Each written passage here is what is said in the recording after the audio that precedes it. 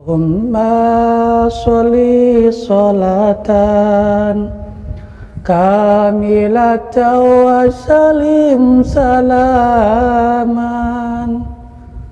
taman ala sayyidina Muhammadin illadhi tanhalu bil uqadu wa tanfariju bil kurabu wa tuqda bil hawaiju wa tunalu bi irghaibu wa husnul khawatimi wa yustasqal ghamamu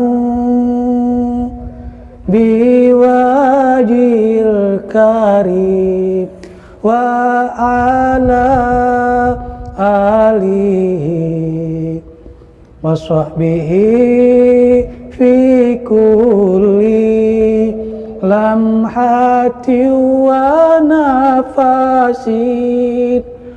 wa nafasin bi'adadin kulli ma'lumila. Allahumma sholli ala Muhammad.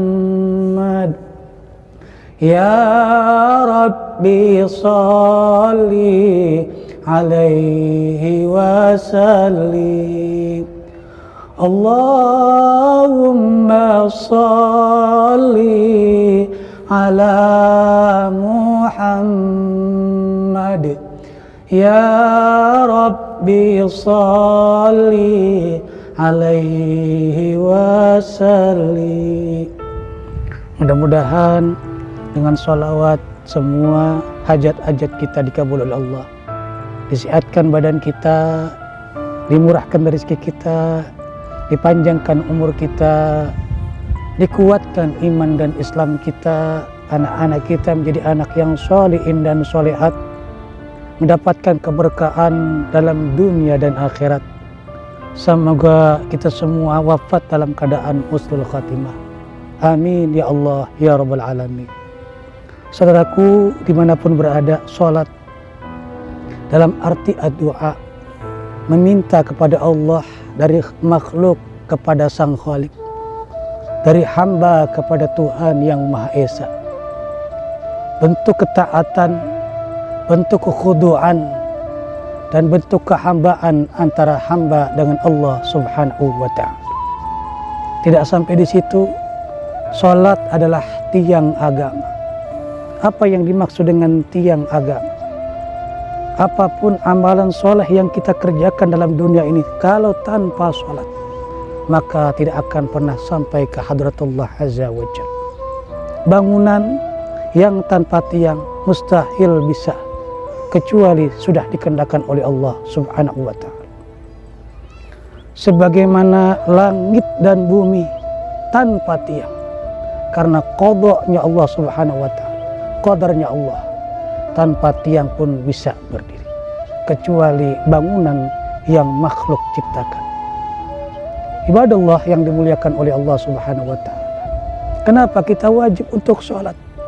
Pertama adalah perintah Allah subhanahu wa ta'ala. Guna untuk apa? Pertama, membersihkan kita punya kesalahan, dosa, kekhilafan, baik yang dahulu, sekarang, yang akan datang. Perumpamaan orang-orang yang sholat 5 waktu, kata Nabi, sebagaimana mereka mandi di sungai. Sahabat bertanya, Nabi bertanya, adakah kotoran yang menempel di badan tersebut? Sahabat menjawab, tidak ya Rasul, karena sudah dibersihkan. Bagi mereka yang tidak mau sembahyang atau sholat dalam kehidupannya, debu demi debu nempel dari badannya, kotoran, bahkan dosa-dosa tak pernah terbendung atas dirinya. Bagaimana dia menghadap Allah subhanahu wa ta'ala? Kalau misalnya banyaknya dosa yang ia kerjakan dalam dunia ini, maka tidak akan pernah mampu untuk mengabadikannya. Saudaraku yang dimuliakan oleh Allah Subhanahu wa Ta'ala, itu yang pertama, bersihnya dosa dan kesalahan kita. Yang kedua, sholat diambil bukan dari gunung Sindur misalnya, atau gunung Merapi, atau gunung tidak, bahkan lebih jauh dari itu. Sholat itu diambil dari Sidratul Muntaha untuk diberikan kepada umat Nabi Muhammad SAW. Penyelamatan dia agar selamat dunia dan akhirat. Yang ketiga, sholat adalah mi'rajul mu'minin. Mi'rajnya bagi orang-orang yang beriman kepada Allah Subhanahu wa Ta'ala. Fisik kita tidak mungkin sampai ke hadratullah Azza wa Jalla kalau tanpa sholat ada. Oleh karenanya, wajibkan atas anak, cucu, mantu kita, bahkan ingatkan dia baik cara lembut ataupun cara keras untuk melaksanakan ibadahnya, agar ruhnya tersebut besok kembali kepada Allah Subhanahu wa Ta'ala, mendapatkan ruh yang bertitel mutmainnah. Ya ayatuhan nafsul mutmainnah, irji'i ila rabbiki radiyatan mardiyah, fadkhuli fi ibadi wadkhuli jannati. Saudaraku, jasad ini akan dimakan oleh cacing tanah belaka, kemudian melembung, kemudian dimakan sampai kerangka adanya, sedangkan ruh akan kembali kepada Allah Subhanahu wa Ta'ala. Tsumma latus'alunna yauma idzin 'anin na'im.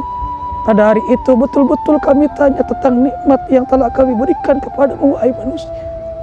Adakah dengan nikmat tersebut kamu pandai bersyukur atau kufur? Kalau bersyukur, pasti akan ditambah oleh Allah Subhanahu wa Ta'ala. Ma la 'ainun ra'at wa la udhunun sami'at wa la khatara 'ala qalbil basar. Anak kita, istri kita yang satu rumah, satu atap, satu kamar, tidak sholat, ingatkan mereka. Macam mana apabila mereka tidak diingatkan di jalan Allah Subhanahu wa Ta'ala? Maka kita sebagai laki-laki, sebagai suami, sebagai pemimpin akan diminta bertanggung jawab di hadapan Allah Subhanahu wa Ta'ala. Harus sayang kepada diri sendiri, harus sayang kepada keluarga, masuk surga. Okelah, untuk penyelamatan diri kita, tapi selamatkan keluarga kita, karena bagaimanapun kita tidak akan pernah kesepian di sana. Ibadallah yang dimuliakan oleh Allah Subhanahu wa Ta'ala, sholat juga merupakan penyelamatan kita di alam kubur, alam barzah, alam yang sangat sempit. Tidak ada seorang pun yang dapat menyelamatkan kita. Kalau di dunia ini kita susah, kurang ini kurang itu, minta tolong kepada tetangga, minta tolong kepada teman, sanak pilih, andai taulan dan saudara, dan mereka insya Allah bantu kita di dalam dunia ini. Tapi di akhirat, yauma yafirrul mar'u min akhihi wa ummihi wa abihi, saudara daripada saudaranya, ibu lari daripada bapaknya, wa sahibati wa bani, teman lari daripada temannya. Kenapa dikatakan demikian? Karena pada saat itu mereka mempertanggungjawabkan seluruh amal perbuatannya di hadapan Allah Subhanahu wa Ta'ala. Pandai kita untuk mentasawufi sholat ini, insya Allah selamat dunia akhirat. Tapi ingkar terhadap perintah sholat ini, dipastikan istidraj.